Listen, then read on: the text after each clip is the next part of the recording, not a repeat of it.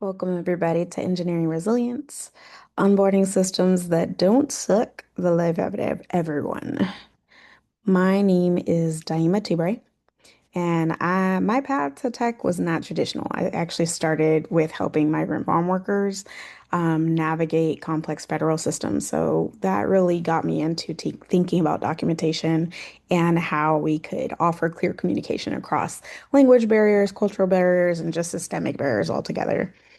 Later, I went over to work with persons with disabilities at the VA systems, which in and of itself is a whole level of bureaucracy and understanding of how to communicate.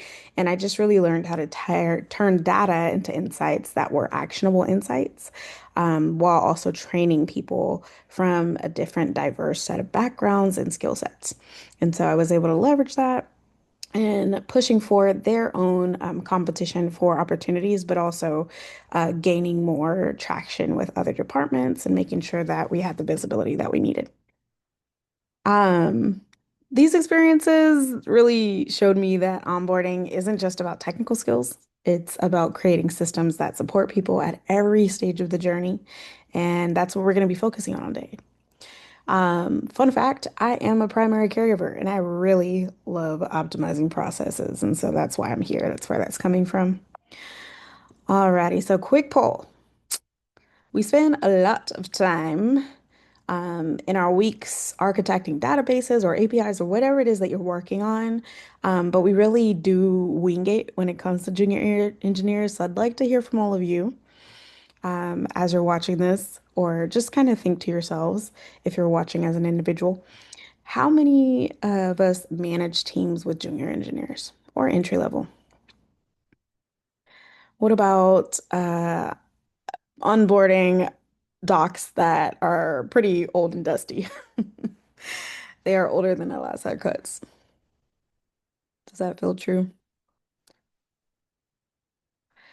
What about just generally thinking that your onboarding processes could use some more help so that they have a human touch, they make more sense, they feel inclusive, they're data driven? Well, let's think of pre-onboarding as a way to prevent technical debt or whatever is something that's causing y'all a pain point in your organization.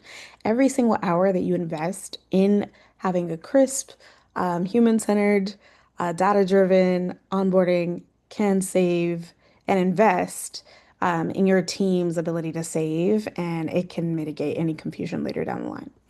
So, with that, I have a small activity. And this exercise is going to help you all to realize that onboarding problems are just system problems if we break it down to the nitty-gritty. Um, so I want you all to pause this and listen for common themes amongst one another. So maybe you don't have documentation. Maybe only one person knows everything. Maybe it's just an unclear process. So I want you to pause this maybe for 2 to 4 minutes. Ask someone around you, or just think to yourself if you're watching this as an individual, and consider a few ways that you've discovered what those pain points are. And then just try to find some ways, maybe common themes amongst organizations that can offer a laugh. Is there a common thread around all of our onboarding systems in the organizations and in the industry? Have fun with it.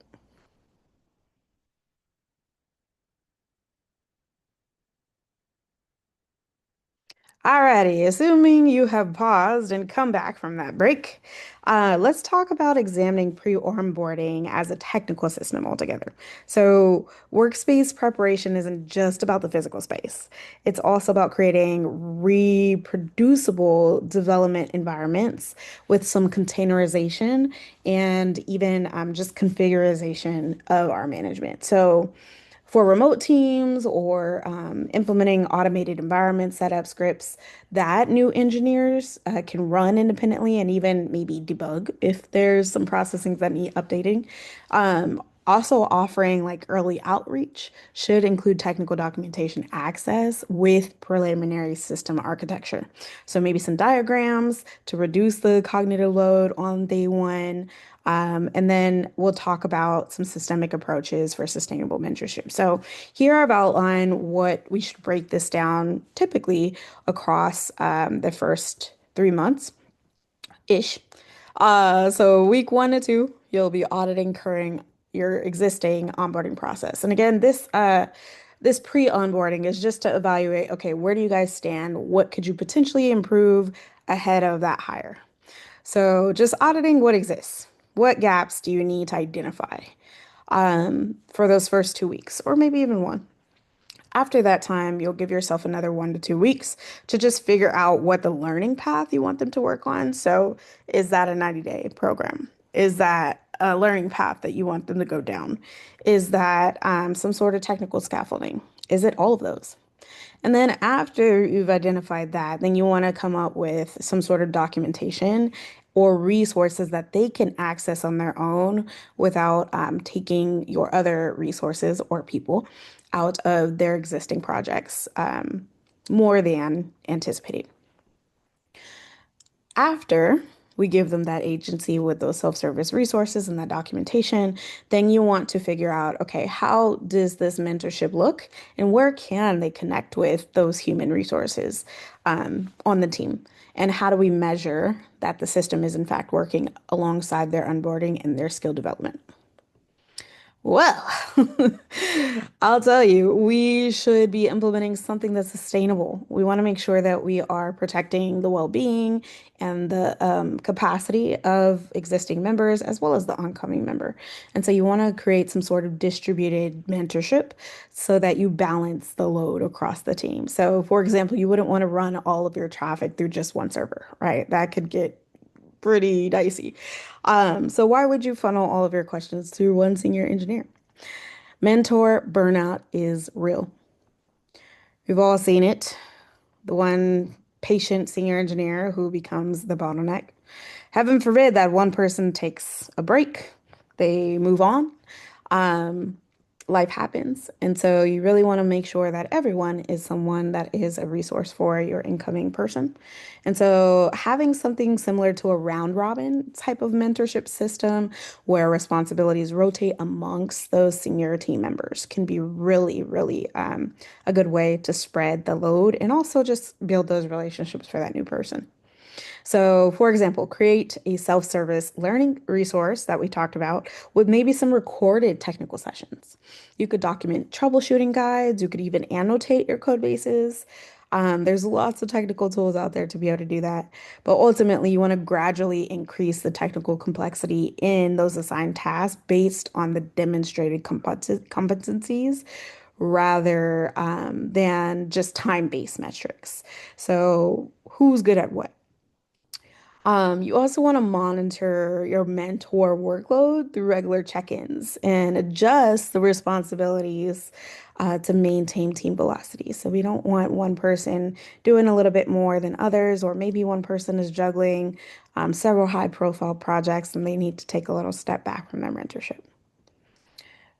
You should also distribute according to domain. So, your testing expert should maybe mentor on testing, and your DevOps person should mentor on CI/CD.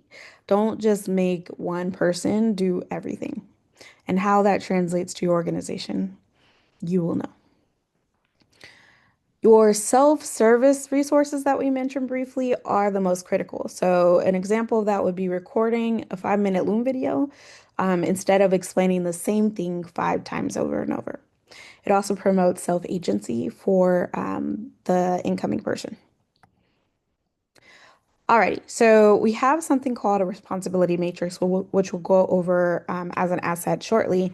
But this provides a system of architecture. It's a map that clearly delineates the service boundaries and team responsibilities. So you'll be able to document, for example, if you're working on APIs, how that integrates across your systems.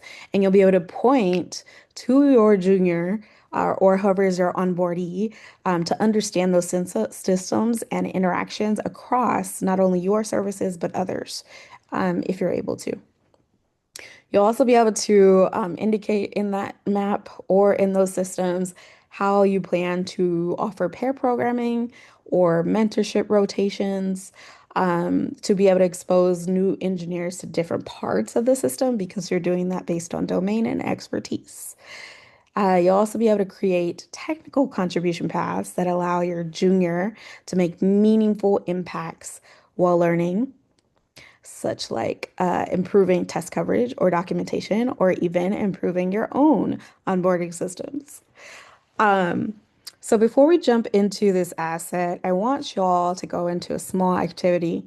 I want you to think about this responsibility matrix handout that we're going to go into shortly and understand that it's going to reveal some bottlenecks.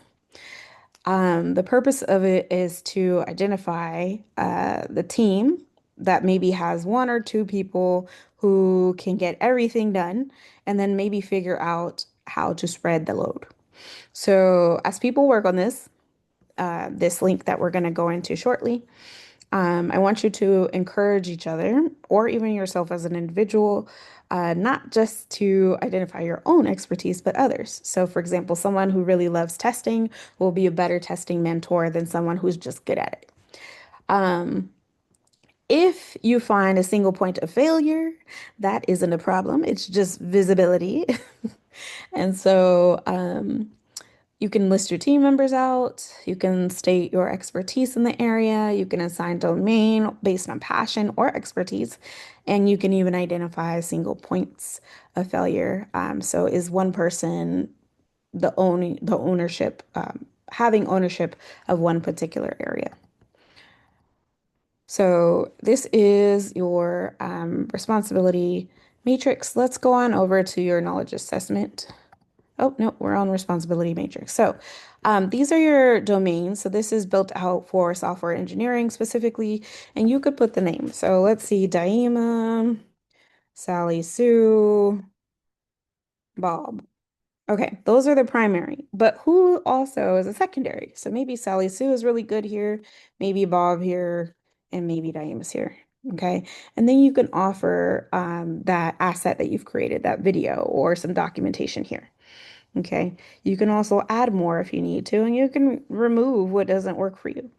Then you can offer who's going to be that mentor across week one, who's going to be the mentor specifically for that technology, and then who's going to be the mentor for the process around those things that this technology might touch, and who's going to be the mentor for the culture of the team during that week. And the process mentor, it doesn't have to be directly connected to just the technology. It could also just be team processes or service processes. Um, the idea here is to have a rotation. So, for example, this might be Daima one week. This might be Sally. I think I said Sally Sue. And this might be Bob.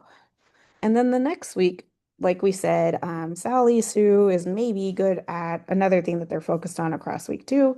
And then Daima will be a process mentor. And then let's switch out Bob and Daima actually to keep Bob refreshed. We don't want him being cultural mentor 2 weeks in a row. So then Daima will be culture mentor, and so on and so forth. Again, this is just to make sure that there's access to people on the team, freshen up that rotation, spreading the load, and then also just getting those different perspectives. Um, these knowledge transfer sessions could be anything from pair programming to just different workshops to demos that they're going to. You will define that. And then your escalation path is just whatever your team is using for their escalation path. Um, this is a section to identify what the mentors are doing. So, who is their mentor? Maybe Daim is a mentor, and their current mentee is called Peter, and she's identified that she's available to do 3 hours a week. Her burnout, as discussed with her mentor, is medium, and then the rotation will go up until XYZ date. So then maybe you also have another mentor running for um, Peter another week. And so you want to identify, okay, Sally Sue is also going to be Peter's mentor, and she can maybe do 2 hours a week. her burnout risk is high because she's identified that she's working on other high profile things, but she may have a different rotation date here. There's some key implementation guideline notes down here for you. You can review those on your own. You have the link provided to you here on the slide. Alrighty. So next, you want to kind of assess with your entering person how they're doing, how they're going to work across the knowledge base that you need to have in order to work on the team. Some of this should have already been identified during their interview process, but as they become more closely working to everyone on the team, it could be a good one-stop shop to make sure that we have this information up front in more detail than the interview process. And so, just to be clear, this is not a test, this knowledge assessment. It's more so just a way to debug how they are coming into the team with specific skill sets and where they need support a little bit more than others in one area. So, for example, when juniors, if they can see their own knowledge gaps written down, it normalizes them not knowing everything and it gives mentors a specific roadmap of how to teach. So let's jump over to the knowledge assessment here. So you have your rating scale here, just a bit of context, and then you can write in the technologies that are core for the team, and the mentee or the new person can identify what they're comfortable with and maybe identify some notes and goals that they've discussed with either their manager or their mentor. Then you have some system components that are specific to maybe the services they'll be working on or whatever you've identified with them. And similarly, what their familiarity is and their interest level. And then you could put their learning preferences so that you or whomever on the team are aware about their preferred learning style, their preferred feedback method, and then what their interests are, because we want to keep things engaging, right? We don't want them to just be heads down. We want to tie this to their personal development in the profession. So their career interests, what excites them, and then what are they most concerned about? And you can even write that in there too as a mentee or manager. This should be an open discussion. So, again, this is not a test. This is just to communicate, they can visibly showcase areas that they would like support with and debunk any of that imposter syndrome they may be having. Another tool to help track really key metrics when you're first starting as a junior would be your time to first commit or your time to first feature deployment or the number of questions asked per week. Yes, that doesn't seem like a key metric, but it is. Are they spending more time than they should be on something, or are they self-advocating quite often? These metrics should decrease over time. So the amount of time it takes them to do the first or the commits or deployment, we should see those decrease. Code review feedback volume, knowledge-based contributions. If you compare the productivity curves against the industry benchmarks, you should see some changes. And that should also set your benchmarks as well. If you calculate your long-term ROI, which we'll talk about a bit later, of your junior talent developments, including their reduced recruitment costs and increased stability in the team, you'll get some pretty insightful information from just these metrics. So their roadmap, as you will build out with them, is just an implementation plan. It's not set in stone, so if it needs to change, you all can change that, and you should have a candid discussion about that each week or whenever you're meeting. And each team or within the organization that uses this sort of implementation plan should come up with something that works for them. So customize it. The key here is to have clear milestones. Juniors need to know what success looks like each week. So, showing a full handout of people that they can work across with, that they can reach out to, specific details about what it is that they should be doing and the metrics they should be reaching, it matters. So, instead of just saying you should have no more than 3 days till the first commit, maybe give it some context. So, it's a huge deal if it takes 2 weeks to get to the first commit. That may be an indication of an environment setup breakdown that needs to be addressed.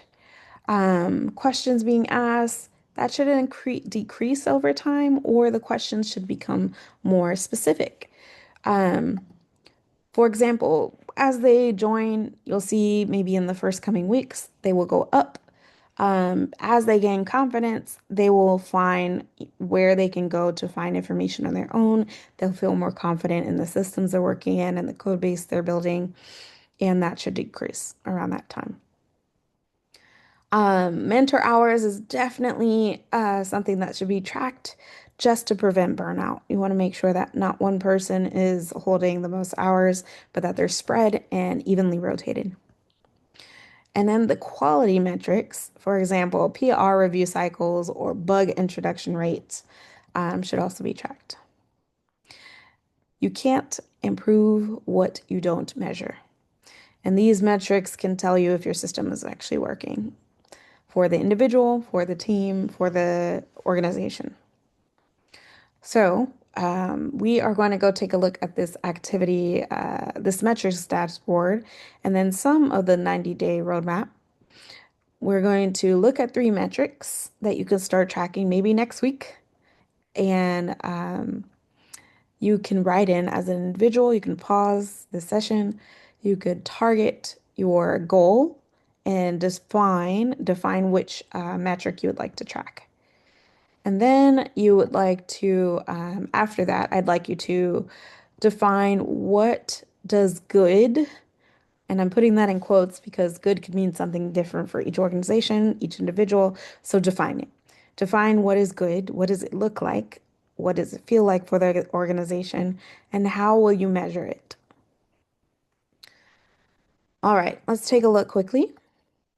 So the 90-day roadmap that you're going to build with your new junior engineer, you're going to put a phase title and description, and then you're going to define your task. So here you have some brief introductions of what they could potentially work on across that timeline that we discussed.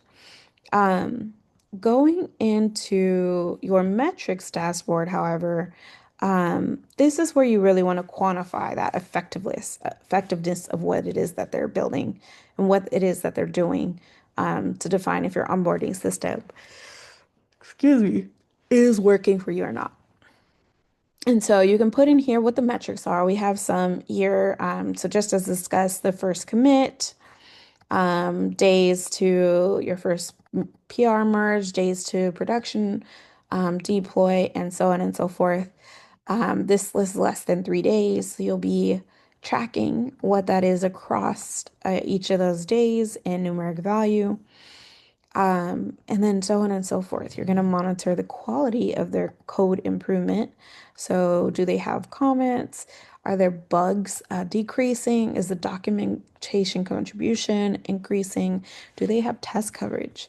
And then team impact, because they should be making team impact. Is the mentor satisfaction growing? Is it changing? Is the knowledge sharing happening? And then you can begin some of your ROI calculation just for immediate gain. You have some examples there, as well as some of your instructions. We'll talk a little bit more later about how to use your ROI calculator a bit more in depth for the entire organization to determine if your investment on your new person is everything that you've wanted it to be and what you can expect for the future based on their climbing performance. So take a moment now to pause and decide how you want to edit these. And then notice you have some print features that will allow you to view these in PDF, and you can take it and post it on a board if you want. Alrighty. I will make the assumption that you have had your pause and we'll just keep on trucking. Alrighty, so designing your development environments with instrumentation that provides immediate feedback. That is so important. So you want to implement a progressive technical challenge incrementally. So working up to building upon the previous week and giving more complex incremental challenges that build upon each other. So, for example, we want to start with simple bug fixes and then advance feature enhancements and then new feature development. And then also along the way, establish documentation requirements that encourage them to contribute to those knowledge bases, especially in technical spaces. Things change constantly as the ecosystem of tech does. And so, scheduling regular technical deep dives with those juniors and presenting them with opportunities to share what they've learned, to reinforce that learning while identifying those knowledge gaps along with someone supportive is really important. Also, I think I may have mentioned it, but progressive complexity is key. Don't just throw your junior into the deep end without a plan of support, without building new services, building upon what they've learned incrementally. That can be really daunting. So, again, as I mentioned earlier at the start of our conversation, you want to just start with basic environment setups and small contributions. Allow them to fix their first bug, build that confidence, write that documentation, whatever that looks like for your system, your organization. And then by month four, they should be contributing independently without that hand holding. Maybe they're coming to you just for consultation on historical choices or historical context, but not necessarily checking after their work beyond code bases or process normalcies. Alrighty, let's talk about return on investment. So we said that tracking those key metrics was going to be really important. And we all know that CFOs love numbers. So this calculator that we're going to get into will help you to prove that investing in your junior talent paid off or will pay off. And you can even include some of this in with your junior engineer by way of just quantifying where you would like them to be. So, a particularly well onboarded junior engineer becomes productive in 3 to 4 months. And so, we'll be articulating some of that data from that space. And a poorly onboarded junior engineer may leave in 6 months, which could cost the organization money. It could cost recruiting and lost productivity overall as a team as they pick up where someone else could have aided.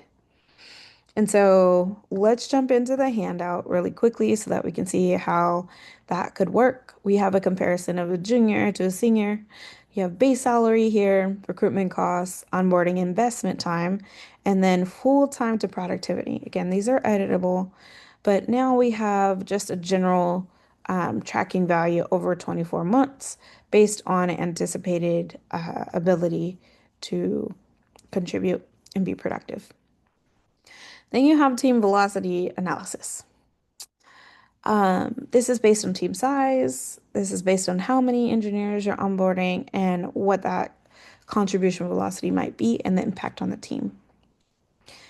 The knowledge diversity, of course, is going to change and vary according to organization. However, you should be able to track and quantify what that value add and that knowledge diversity benefit could contribute to the team. There's always contribution. And then retention. Retention translates to value, y'all. So make sure you quantify that too. And then once you get those final figures in there, you should be able to say whether or not you've broken even. This form should do some of that math for you. Alrighty. Go ahead and pause the video so that you can play with this just slightly.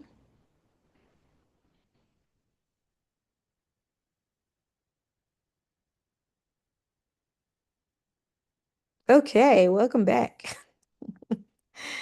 Alrighty, so you could use that just to give you some general figures to build your buy-in about why there should be onboarding improvements.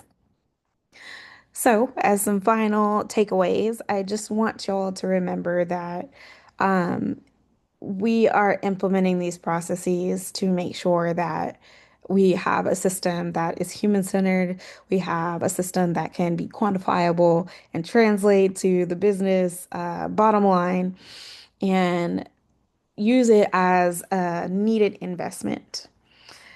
We want to make sure that the onboarding system is just not a nice to have, but a process and system requirement.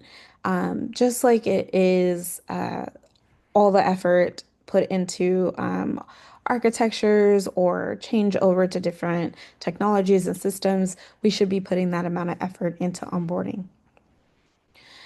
So, also, just as a reminder, if you have distributed mentorship, there will be preventions of burnout. And so they will learn different engineering styles and strengths across your team, understand the processes from the context of people who have been, excuse me, at the organization in different places and times. And then they'll also get those different expertises, and you'll be protecting your past investments or current investments of people who have built up existing processes and systems. And then you also want to really measure what matters. So just focus on three metrics at a time. Then you can iterate from there. I know you had a lot of boxes and lots of things to edit, but just focus on three things at a time and measure those and see how that goes for the team. And then slowly build up from there. Alrighty. As a reminder, the point of onboarding here and building up a structural process is not perfection. It's just having a process for you to be able to iterate, make things better, and improve for future human-centered onboarding. Onboarding that exists, onboarding that is thoughtful, and onboarding that matters. Everybody was a junior or an entry person at some point, and someone invested in us. And so now it's your turn to advocate for that same investment. Your first attempt as a team, as an individual, it will not be perfect, but you will be there as a person that has been through your own processes and advocating to make them better, to help your junior or entry-level person panic just a little bit less when they need your support, or mitigate those grumbles that your seniors might be bringing to the table.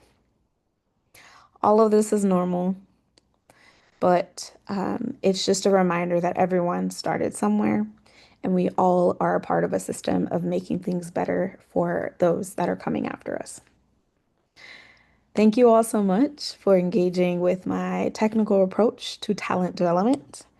And I'm available for further discussion on LinkedIn at Daima123. If you look me up, that's my handle.